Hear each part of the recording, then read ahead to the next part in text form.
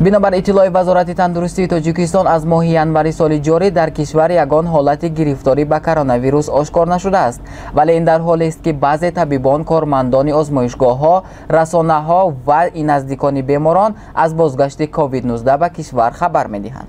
ҳомид ҳомидзода, сардухтури дармонгоҳ ё поликлиникаи рақами 13 шаҳри Душанбе ба Радиои Озодӣ гуфтааст, ки 10 ҳодисаи олудагӣ ба коронавирус аз ҳисоби сокинон марбут ба муассисаи табиӣ онҳо ба қайд гирифта шудааст ва бархе аз онҳо дар шароити хона ва дигарҳо дар бемористон муолиҷа мешаванд. Хабаргузории Азия Плюс рӯзи 12 июн ба нақл аз манбаи худ дар озмоишгоҳ Диамед иттилоъ дод, ки 8 июн танҳо дар шаҳри Душанбе 100 нафар гирифтории коронавирус ошкор карда шудааст. расона менависад дар озмоишгоҳҳои дигар низ пайдо шудани беморонро тасдиқ кардаанд. вазорати тандурустии Тоҷикистон ин маълумотро беасос хондааст ва ахиран боз ҳам гузориш дод, ки дар кишвар ягон мавриди нави сироят ба қайд гирифта нашудааст.